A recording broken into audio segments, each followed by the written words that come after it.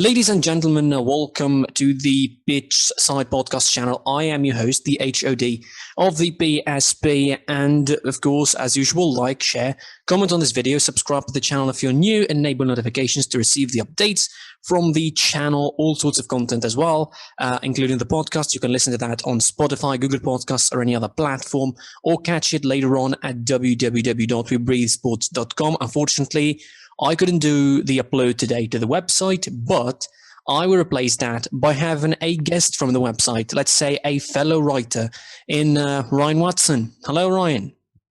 Hi, you alright? Yeah, I'm good. How are you? Yeah, I'm good. So we're here to have a pretty random but general Premier League discussion, of course, with Ryan Watson. And we're going to start, straight away. We're not going to miss a lot of time. Before that, of course, follow me at SoundPSP on Twitter, PitchSide on Instagram, and follow Ryan at TransferDaily11. Of course, he's a very enthusiastic writer. He has really, really good pieces that he's contributing with on the website. Let's start straight away, and I think we should start from the very recent developments, and then we backtrack, shouldn't we? Yeah. Okay, so we're going to be starting from yesterday. Man United, of course, defeated Burnley away from home. It was a hard win, admittedly, but that win is going to be taking them top of the table, aren't they? Yeah, it was a very good performance. Like, in the second half, it turned up the tempo. Pogba was probably the best player on the pitch. Yeah, I agree. I agree with that completely. I thought Ole Gunnar Solskjaer has been improving in terms of game management. Really, he really played with the best lineup he could use against a side like Burnley. He chose the right personnel, and he got the result. Although a little bit late, but he got the result that he wanted, and now he's top of the table, heading into that clash with Liverpool. Speaking of that, of course. And we're looking ahead to that clash, really. Do you think it's a title decider? Do you think the winner is going to be having an advantage in the title race, specifically if it was United? Yeah, it'd have an advantage on the title, but I don't think that'll be the title decider. Because you've got people like Manchester City that are just about in there.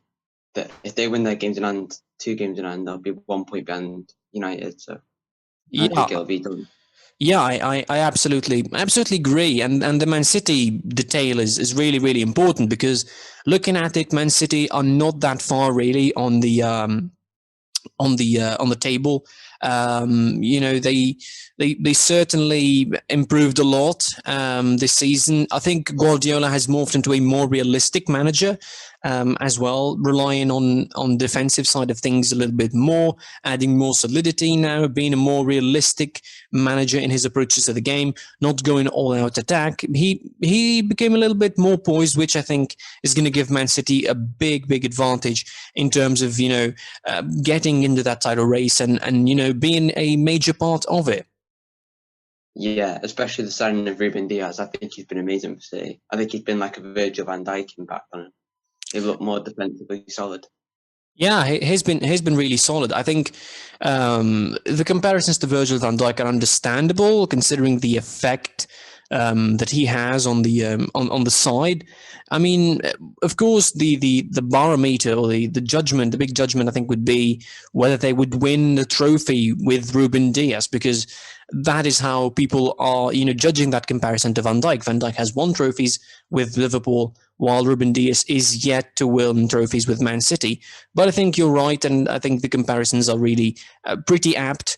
And Ruben Diaz has had the quite the same effect that Virgil van Dijk has on Man City, especially with Man City. I think their defensive aspect of the game has been criticized in the last season or so, also in the first few months of the season before bringing in Ruben Diaz, and he's been thrusted at things straight away, starting straight away, and contributing pretty well, adding more solidity. I think adding leadership, which is something that they needed.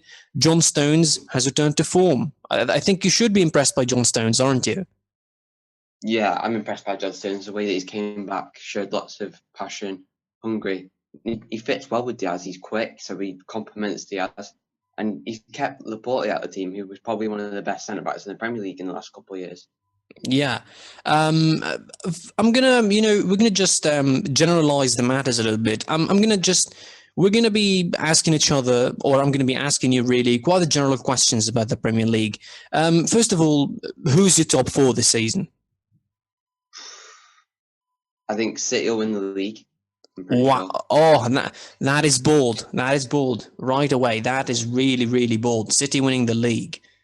Yeah, I think it's a bit controversial, but if Liverpool don't bring in a centre back during the window, I think they could really struggle with injuries. And I think possibly United could get second, Liverpool third, and maybe somebody like Tottenham to get fourth. Because Chelsea is struggling at the moment massively. Arsenal had a poor start, so they've got a lot of catching up to do. I think it'll be Tottenham fourth.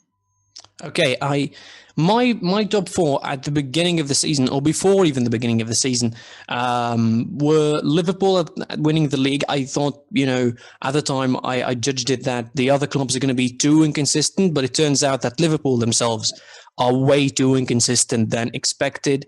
I had Chelsea second, United third, and City fourth. I reckon I might change that slightly. I'm going to keep Liverpool winning the league. I'm not going to change that, but I'm going to be changing the order of the clubs behind them. I think Chelsea will be in too much trouble to get anywhere near second or third. I think they will get a fourth finish barely, and I reckon going to be United and City, and it will be really, really tight between those top three. That's what I think. I think Liverpool, United, City, and Chelsea, and just about the edge for Manchester United over Manchester City, because Man City will try and win the Champions League again, and they will try to put all of their eggs in the Champions League basket. Also, I think Chelsea, they will probably struggle a lot more than I expected this season. Though I think those are my top four. Behind them, I would say Leicester and Tottenham. I reckon Tottenham are going to be, pretty good for a fifth place finish.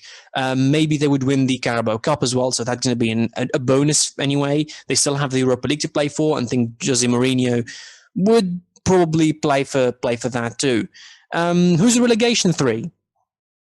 Well, I think there's one that's definitely got to be in there, even though they got the 3 points last night. I think Sheffield have got to be in there. 9 points adrift after 18 games, 1 win in 18, scored 9 goals. It's just not looking good for him. Yeah, we actually agree on that. Who's the other two? I think West Brom are struggling at the moment. I think they'll be down there, and I think Newcastle will drop quite a bit. Okay. After watching them last night, they just don't look like they have much of an attacking threat without St. Maximin, and they just struggle to score goals. I'm going to be adding a little bit of a salt here. I think that Newcastle don't have an attacking threat even with San Maximin in, because Steve Bruce is just shackling them to be a defensive side. He just sets them up to be defensive. That's definitely true. Even though if Burnley are a defensive team, they're still able to get up the pitch and actually threaten like the top 6, like Manchester United they did last night. They posed a threat, just couldn't finish off with a goal. Okay, here's the thing about Burnley, and I know people have been praising them for being defensive, but here's the thing. They didn't concede a lot, right? Like compared to other relegation battlers or sides even above them on the table, they didn't concede a lot. But conceding is still conceding. And losing points is still losing points. Whether it would be 1-0 or 5-0, it's the same. It's you're losing points, and it's, getting down and down the table. So I'm going to go with Sheffield United, and I'm going to go Burnley, just because they cannot finish, and that is a big thing. Like it's not a little argument. It's a big thing. It's a big problem when you cannot finish in front of the net. Whether you don't give goals away or you give goals away, it won't make a difference. I would rather you give goals away, give 1 goal or 2 goals away, and you still win the game and you still win points. That to me would be definitely better than not scoring and conceding 1 goal per game. Because at the end, because if that's to be the case and you give goals away, at least when you score more, you still get points, and you're probably going to lose the odd game here and there. But for Burnley, they don't finish, and they concede 1 goal per game. It's going to be pretty much the same deal. They're going to be losing 3 points or a point, depending. So I'm going to go Sheffield United, and I'm going to go. They won't get past 20 points as well. Sheffield United, they're not going to get past 20 points. I don't believe that they're going to be having a resurgence of sorts after the victory against Newcastle, which screwed me up in fantasy big time, by the way, because I had because I had Ciaran Clark in my defensive outlet, and the clean sheet seems to be secured until Billy Sharp scored the penalty. So I'm going with Sheffield, I'm going with Burnley, and I'm going West Brom. These are my three. I think Fulham will just about survive because I think they are better than West Brom and Sheffield United. They're quite offensive side. You expect them to have some wins along the way more than the likes of West Brom and Sheffield. Well, Fulham have drawn the last 5 and they've got to go to Tottenham on Friday. Or is it? It might be tonight. They still could win. They still could win that. There are upsets, yeah, because Fulham are quite good attacking down the flanks, and Tottenham tend to struggle against teams like conceding the last few minutes to stupid goals. Where teams should pile on pressure, Tottenham struggle with that. Yeah, I mean, I reckon they struggle, and you could take, for example, the game against Crystal Palace that Tottenham played away. They struggled in that. Yeah, just when Schlupp scored in the last minute. You could see Tottenham's weaknesses in every game. It's happened with them against West Ham when Lanzini scored that amazing volley. Yeah. Yeah, that was a complete capitulation against West Ham. It was really, really a bad performance of sorts. It looked very safe, 3-0 heading into the last 10 minutes, and then West Ham just... By the way, shout out to West Ham, really. They're doing really, really well this season under David Moyes. Did you hear, by the way, about the latest executive signing? What, as in on the as in the board of directors? Yeah. Yeah, I heard about that. That's weird. It is a bit weird, but I'm pretty sure they're related to the board. Yeah. She's the partner. She's the partner of the co-owner of West Ham. I forgot about his name. Is it David Gold or Sullivan? Yeah. She's his partner. She's 54. She is 54. I mean, there is another adult star that is supporting West Ham, so it's not going to be exactly weird that to having that as an. It's not an executive director. It's actually she is the manager of the women's team. Do you follow the women's team of West Ham? I mean, it's your team. You support them. I see the results. I thought you would know quite a bit this year. I thought you would know some players. Certainly, you would know who is Alicia Lehman. Yeah, I know who that is. It's the winger, but she hasn't really been playing that much this season. Yeah. Anyway, let's get enough of that weirdness. I mean, of talking about West Ham's board. Okay, so now we got this generic questions of top 4 and relegated, clubs. Let's get a weird question out of the way too. Who do you think will be the surprise of the season? I think it's got to be out of probably at the moment Everton, Southampton, Aston Villa, and West Ham. Wow. You need. I mean, I need you to pick one really, because I'm going to hold you accountable. Probably Aston Villa. You reckon? Of what position they were in last year? Okay. Because they got relegated, and now they're looking like they've got 2 games in hand, and they're 3 points behind fifth place, which is Tottenham. Yeah. Yeah, I think that'll be a surprise. I think you were quite harsh on West Ham. Why you don't give your club, who are I think 10th, right? They are 10th on the table. Yeah. I mean they're 26 points, 10th. And, they're doing really well. Why don't you give them a chance? I do, but I just don't think they'll do as well as Villa. Plus, the squad depth of West Ham is quite worrying, because an injury to maybe Rice or Thomas Souček or a fullback like Vladimir Kifal, we could be really in trouble, because we don't really have another defensive midfielder that can cover the roles. We've got Mark Noble, but he's not an out-and-out defensive midfielder. Oh, goodness me. I mean, if you lose Thomas Souček, that would be big. That's probably more important than losing like Antonio or Yeah, Ben Ryan or yeah, Lanzini. Or something. yeah. You're already losing Antonio. You're losing a striker. Haller has moved to Ajax. He scored, I think, in his debut with Ajax. He scored, but he got disallowed. But he got an assist for the second goal. Yeah. It was disallowed. Now I remember he got an assist on his debut. He was a flop, right?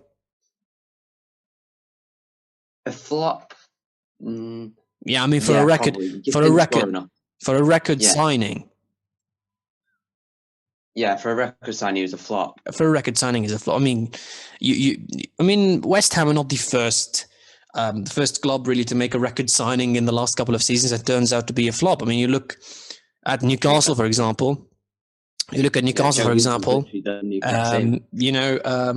Miguel Almiron? I think Almiron was the record signing for Newcastle. No, I think it was Joelinton, wasn't it? No, I reckon it was. I know, it is Almiron. I'm sure of that. It is Almiron because Rafa Benitez was the one who brought him. Or was it? Yeah, it was Rafa Benitez before he leaves.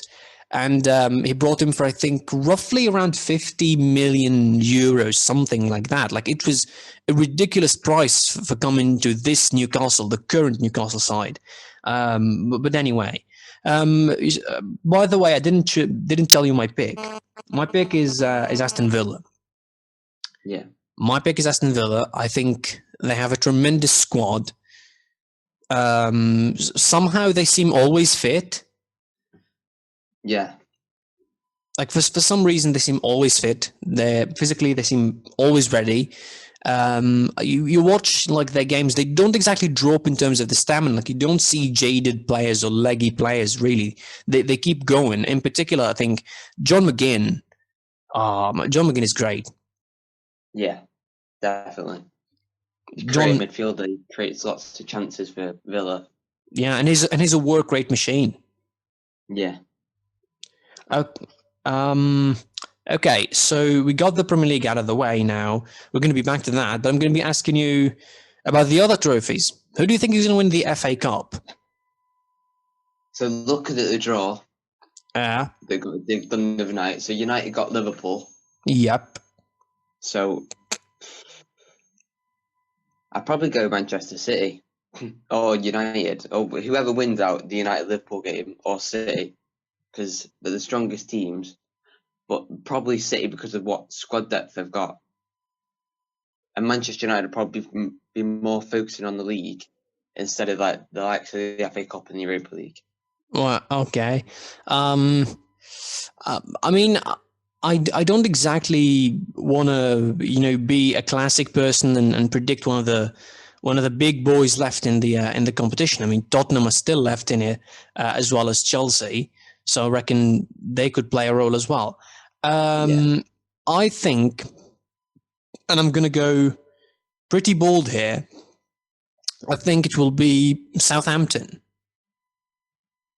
You know what? I think it's going to be either Southampton or Arsenal, but I'm going to be, pretty professional. I'm going to be sticking with one pick. I'm going to be choosing Southampton. Yeah. I mean, are they through yet? Because they didn't play the round 3 game. They were meant to play Shrewsbury, but it got called off because of a COVID outbreak. Yeah. I think they will get through that, and I think they will go all the way. I mean, if they don't win it, probably at least they'll get a semi-final or a final out of it. My pick is Southampton.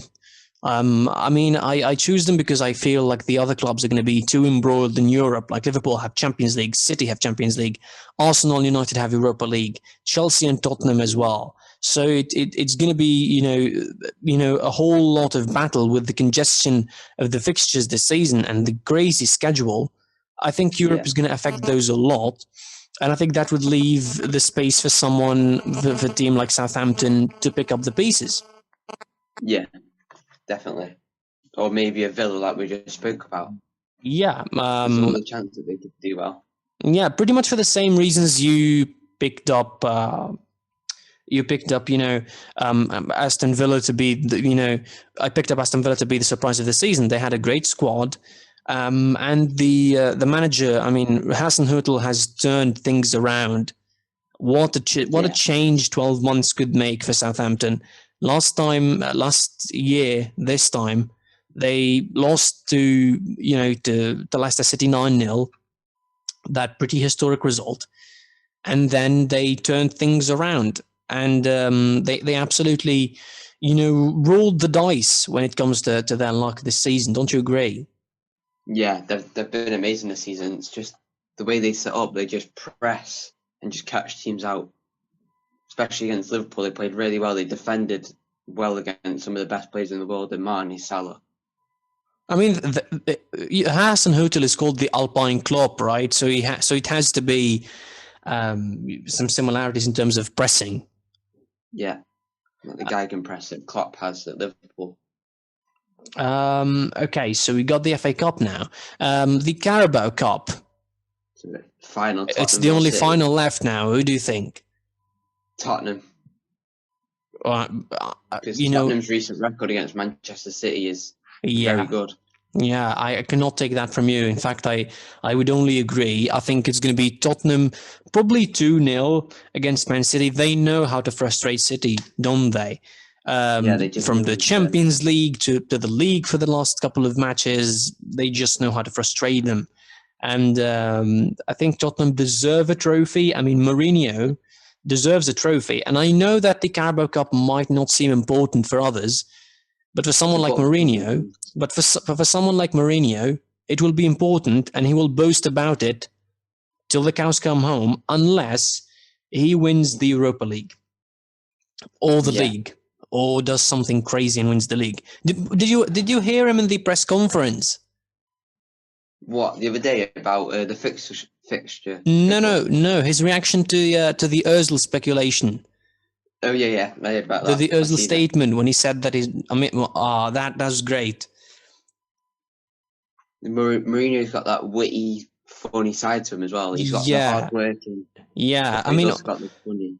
Yeah, although their relation is good, like he doesn't have problems with Mr. Özil. I mean, they were buddies when he coached Real Madrid.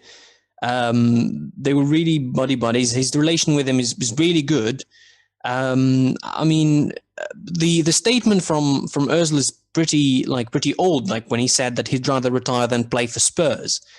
That was, I think, a couple of years ago, and the journalist just mentioned it randomly, talking about Özil and a potential a move to Tottenham. And Mourinho just answered, I mean, who told you that Tottenham are interested in Özil? That has to be one of the best jibes this season. It's up there with Jurgen Klopp's 3 subs 1 point for Chris Wilder. Oh yeah. When they voted for they voted to have 3 subs over 5 subs, which I think was a bad rule, but yeah, it did. I mean, his reaction was brilliant. Again, so I think it's going to be Tottenham winning the Carabao Cup. We agree on that.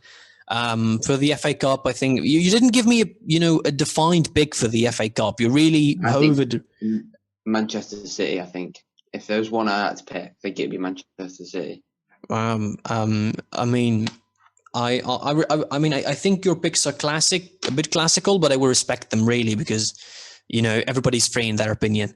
Now let's go back to the Premier League a little bit, and I need you to elaborate on this next question a little bit.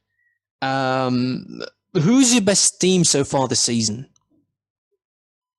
What, the most standout team, or do you think the best team that's generally been in the Premier League this season? I mean, it's not statistically, for example. I mean, a team that stood out to you, convinces you when they play. They have, something about them that convinces you that they are the best team in the league. I'd probably say Manchester United this season. They've been really good. They've picked up points when they've been struggling in the first half. Away from him, they've been behind so many times, but have found a way to come back and get points. Like the one at West Ham when they were 1-0 down. They were so bad in that first half. You thought that West Ham were probably going to beat them 2 or 3-0, but came back with goals from people like Pogba. Fernandes came on. Fernandes has probably been one of the best midfielders in the league, in the world maybe, creating passes, scoring goals for him in key points of the games. But the problem is with Manchester United, in the big games, they haven't really got the results that they've wanted. Tottenham, they got beat 6-1. City, they didn't score. It was 0-0, and Chelsea the same. So Liverpool's a massive game from on Sunday. Okay. I mean, I can understand where you come from. For my money, I would go with the same side that I picked to win the FA Cup.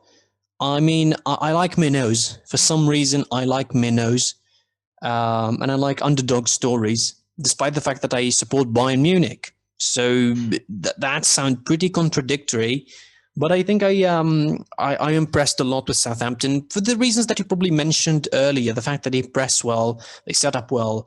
Again, I love their manager. He's just a character. He's just a brilliant, emotional, passionate character, similar to Jurgen Klopp at Liverpool, really.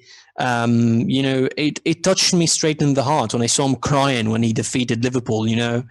It's really touching and emotional when you see a manager reacts like that. And then some people ask us, why do you care about football, and why football? Is such an important thing in your lives because of moments like these, because it can make people cry. Like football is weird. Like it makes grown men cry, and but we love that. We love it for that. And for me, Southampton, if they get a European spot this season, I would absolutely be happy for them because they deserve it. Worst team. What, worst team this season? Yeah, I mean, you can go straight to relegation sides because those are the obvious picks, but I think we shouldn't be classical on that.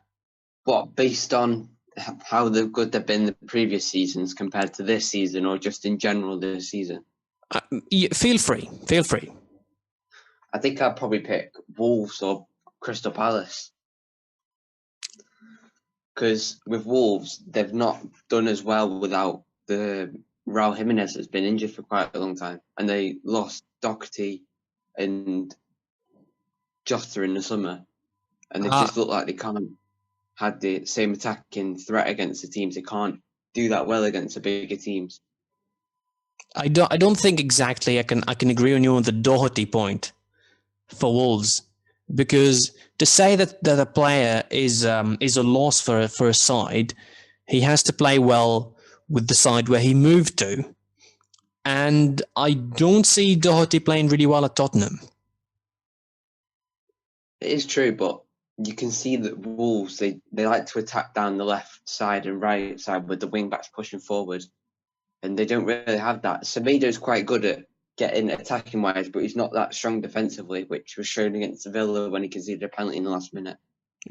Yeah, I mean, I would agree. Raul Jimenez has been, a big loss for them up front, and you see that they're struggling. They don't have a focal point, really. They don't have an attacker who seems to be a focal point. It seems like they play with a sort of a void space in the box, because they don't have someone who can, make it happen for them in the 18-yard box. Fabio Silva, I mean, talk about record signing flops as well. That guy is a record signing for Wolves, and he's been a flop. So far, he's been a flop. Yeah. I mean, he is quite young, so he can turn it around. He's got good movement in the box. Just needs to find the finishing ability. Here's the thing: like when you're a record signing and you come that young to a club in the Premier League in general, not just Wolves, like a Premier League club in general, getting you as a record signing and you don't do well, it's a recipe for disaster. You pretty much get overexposed and get overburnt, and they probably ship you in the next transfer window. And I don't want to, bang on the drum a lot, but I'm looking at your own club, Sébastien Haller. I mean, he's pretty young. He's 23. Like, he's not that old. He's 23. He came from Frankfurt, where he was a great striker, to be fair. I mean, talk about the trio that was in Frankfurt, Jovic and Haller and Rebic. Yeah, I think Rebic is the most successful of the three, and that is a relative notion, really. Jovic is in the fridge with Real Madrid. Haller, hovered around with West Ham, although he had a great debut goal. Do you remember that? Debut goal? Yeah, I think his debut goal was amazing. I remember it was an overhead kick, right? No, it wasn't a debut game. It was his next game. His debut was against Manchester City, where West Ham were thrashed. Oh, but his next game was Watford away. He got a double. I think for some reason I'm thinking that was his game against I think Crystal Palace where he scored that worldie. For my opinion, for my mind, it's his debut. Anyway, again, so for me, the worst team has to be Arsenal. It just has to be Arsenal. Like the last 3 games of the last 3 wins they had in a row won't convince me to change my mind because we had 18 games in the season so far, and that is quite long. And you know, from the game against Fulham, or to be precise, the game against West Ham, where they lost one in the second round, and you know, the game against Chelsea, there is a big gap of around 10 to 11 matches where they have been just horrendous. Yeah, that's very true. And even in the games against Fulham and West Ham, they weren't convincing when they won. Because West Ham had so many chances to score, just couldn't finish. And Arsenal just were clinical on the day, but since then they've dropped points to people like Southampton, who were doing well, but they've lost 3-0 to Villa, lost to City, lost to Leicester, just lost games that they should be winning, and that's why they're that low down in the table. I think, I mean, just to put a little caveat on it, I think they're turning it around. They, you know, the youngsters are really doing well. Bukayo Saka is something else. Yeah, people like Emile Smith-Rowe and Gabriel Martinelli, who's just been recently injured in the warm-up against Newcastle in the FA Cup on Saturday. Yeah, I mean, Emile Smith-Rowe, like, people like all over, you know, YouTube and social media are making these videos and picking up players who could replace Mesut Ozil. But you have the replacement straight away. Like, why don't you rely on Emile Smith-Rowe for the next couple of seasons and see what comes out of him?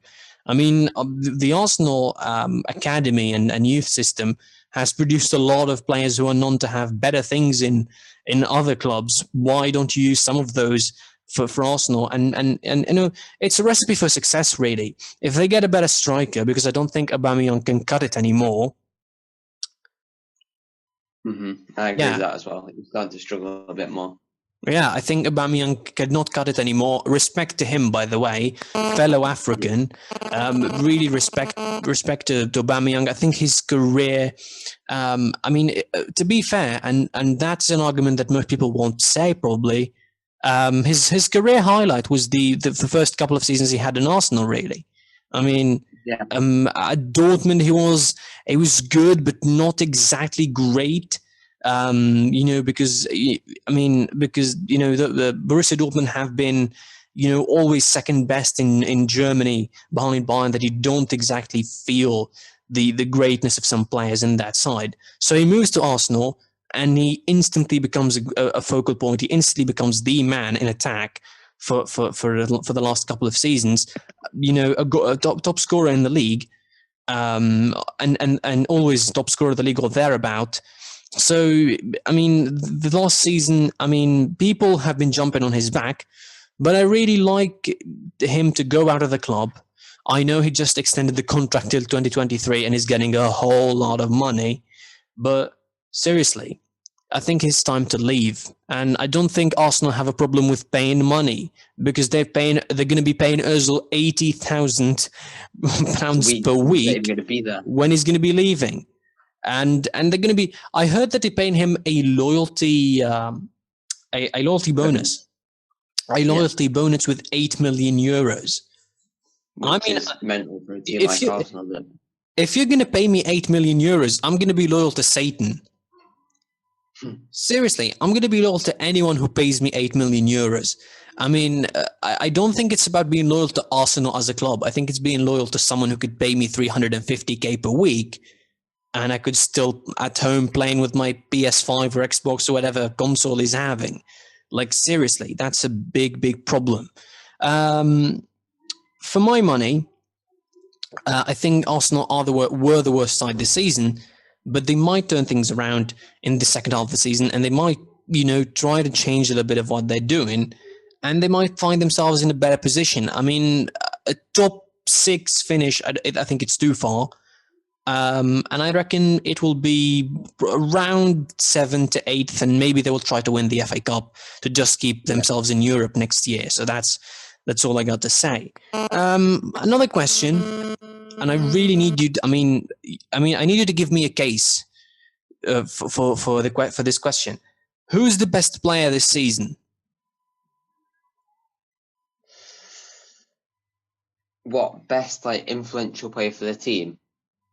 I mean, whichever criteria you want to use. Just elaborate on the best player and why you choose him. I'm going to go for a West Ham player. I'm going to go for Thomas Tuchel. Because of how much he's given to West Ham already. Like, he shows hard work, runs his socks off every game, getting up and down the pitch, especially at the end of the pitch when he's running in at the back post, jumping for headers, winning headers at the back post, getting goals for us, which we need, and then coming back and showing the defensive side that people don't really recognise with Thomas Tuchel. They're calling him the Marouane Fellaini, but I feel like he's a more overall better player than Fellaini, as he's got the defensive attributes that he's got, and he's got the attacking attributes that he's got. And I think he works well with Declan Rice in midfield, which I don't think Declan Rice has had his best season of his career yet. I think he's been good, he's been amazing, but I don't think he's been as good as last year, what he was for West Ham. And also him and Kufal working together, it's been a great buy for West Ham. Nearly 20 million with both of them put together. Yeah, I think, I mean, Declan Rice, he will still be highly valued because he's English. Yeah. We all know how the English media works, and you know, they will just promote him to death as the number one midfielder for the English squad in the next Euros, aren't they? He's going to be the number one pick for that position of central midfielder. And, you know, there will be a host of names around him. There will be the battle between Maddison, and there will be, you know, Grealish and Phil Foden, who's going to be alongside him in that midfield. But I think Declan Rice is going to be, a fixed value in that midfield. I mean, you're right. I can see where you come from. I'm absolutely impressed with Souček. The only thing that the only thing that prevents me from putting him in my fantasy lineup, that I don't like to put, you know, central midfielders in there. I feel more safe putting attackers in there. But seriously though, I understand where you come from. I think you're right. Probably you could make a case for them, and anyone I think could make a case for Thomas Souček. In my opinion, I would go also probably with an outside pick in some ways, and I would go with Bukayo Saka. Now, okay, I'm seeming contradicting myself, right? Yeah. Okay. Picking Arsenal and then picking an Arsenal player. Yeah, that's the point. But again, Grealish, some people were saying that he was the best player in the league last season, and Aston Villa were fighting for relegation. Yeah, that's true. Yeah, so I think my argument is pretty valid here. Bukayo Saka, I think he's a rare breed in that Arsenal side this season. He's someone who's direct, and they lack in someone who is direct this season. He's scoring goals, he's making assists, he's running his socks off, just like Souček does at West Ham, and he's brilliant. He's brilliant. His movement is superb, and for someone his age and his stature, he's quite a feisty player. Yeah, he really fights a lot to get the ball and to win the ball, and certainly, gives everything he can to improve and to get his teammates on the ball and give them the assists. So I think my case is laid here. I reckon Bukayo Saka could fit into any club in the Premier League. I know this might be bold, but I reckon he can fit into any club in the Premier League. He get into any squad of any club in the Premier League and will have an influence. Yeah, definitely. Mark this, and I'm going to post it on Twitter, by the way. I'm going to say Saka is better than Sterling. I'm starting that discussion. Well, personally, I don't think Sterling's that world class, because of the amount of chances that he can get for City, and just doesn't score that many goals compared to what he's expected to get. I mean, the difference between good, very good, and world class are big, really. The definition of world class really varies for some people. But I reckon, Bukayo Saka isn't world class yet, but he will get there. When he peaks at 24, 25 years of age, he will be world class if he stays at Arsenal, because you don't know really. You cannot guarantee his future with Arsenal. Like Serge Gnabry was at that point a couple of years ago, around 2015, 16. He was in Arsenal, and then he moved to West Brom, where Tony Pulis famously told him, "You cannot play football. You're not proper fit for football." And then he went on to the Bundesliga and went on to Bayern, and the rest is history. Yeah. So I think we don't know exactly what could happen with Saka, but if he stays at Arsenal and if Mikel Arteta manages a good project for a couple of years at Arsenal, we will see the peak of Bukayo Saka as a world-class player. Getting the best out of the way, moving to the worst. I think, who's the worst player this season, you think? So many to pick from. Yeah. It's easier to pick the best players because they stand out, but the worst players... What, are we just going for the full league or just like the top six? Cause... I mean, you feel free, whatever criteria you choose. Probably one of the Sheffield strikers. McGoldrick wouldn't be. McGoldrick or McBurney? McBurney's probably been better because he's been better in some of his link-up play that he's had. Yeah, I think McBurney is better equipped to be a full-on number 9 on his own than McGoldrick. Yeah, McGoldrick pulls too wide, and I don't think that he adds a lot in terms of the physicality or technicality. But I mean, but my pick is even weirder because I actually have 2 picks. I'm going to be picking a player from the top 6, and with the top 6, I mean the normal top 6, like not what is currently the top 6 of the table. I'm going to be going for Hector Bellerin. I'm going to be going for Hector Bellerin with Arsenal. And I know that there's Aubameyang, who has been bad this season. There's quite a plethora of players in Arsenal to choose from. You probably could choose Lacazette. Some people would choose Granit Xhaka. Hasn't been that good. But I would go for Hector Bellerin because for a player that is the product of a Barcelona academy, and who's been touted as one of the best right backs in the world, or will be one of the best right backs in the world, he has such a bad season. The guy gives foul throws on a plenty. Yeah, and he just hasn't had much attacking threat this season. Like in previous years, he's been able to go forward, but his defensive side has been questioned quite probably just because he's struggled to defend with the Arsenal players around him. But this season, he hasn't been able to get forward as much and cross the balls, but he can't really do much this season. Yeah, I can understand you as well. Would you come? I can understand. I mean, some people would pick Aubameyang or Lacazette, but I mean, attackers have these host of problems. You could even pick Timo Werner if you're going to be going for attackers. But I'm going to be picking Hector Bellerin, just because the hype, just because of the hype surrounding him. And again, Timo Werner could be picked as well for the same argument. So just to round this up and to round things up, and we're going to have the last question quickly. I don't want to waste your time. I'm surely not my time because I'm a little bit busy. There's matches to prepare for, to watch, to gather content. The last question I'm going to ask you is the best and worst manager. Ooh.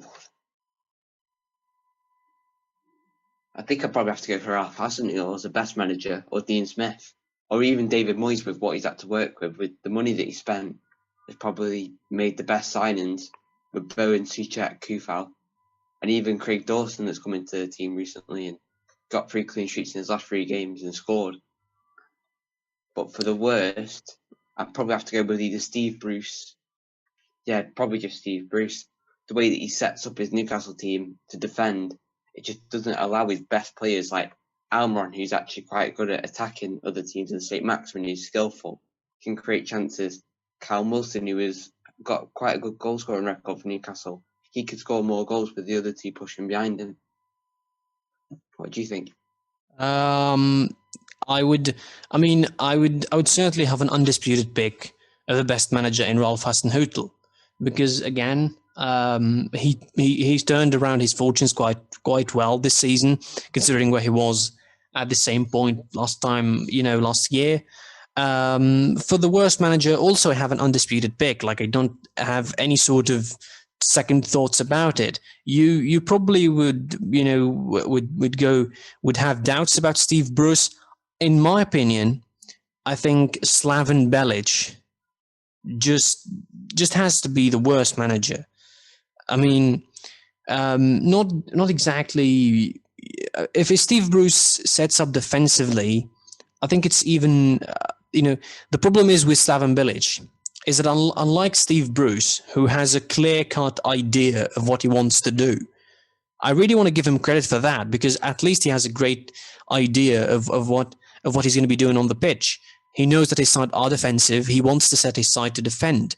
But for Slaven Bilic and West Brom, it's just that they morph within a game after game. In some games, they go all out and they get beaten or they lose points. And in some other games, he just caves in and, just stays defensive. For me, there's no doubt in my mind that, Slaven Bilic is the worst. Sam Allardyce, is he worse than him now? Probably.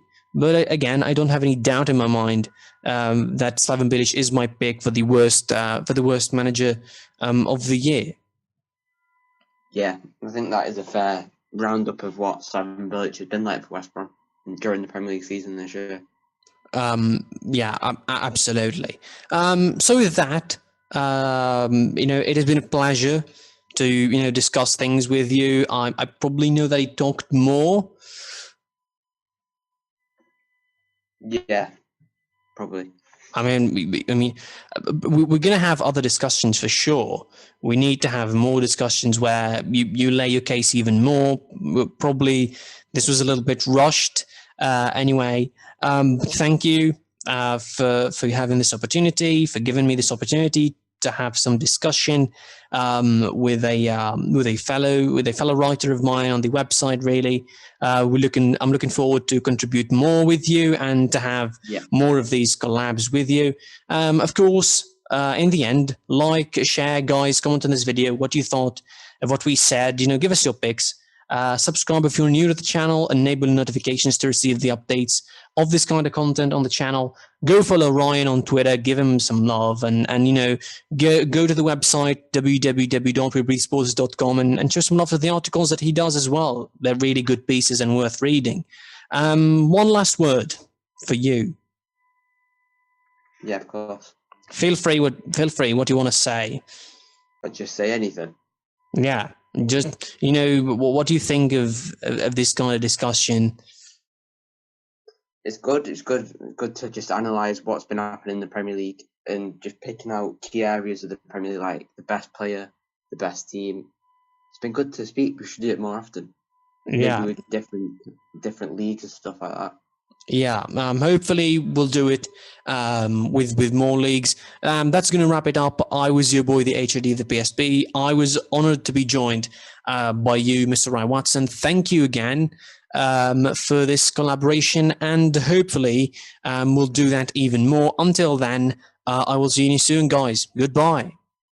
Goodbye.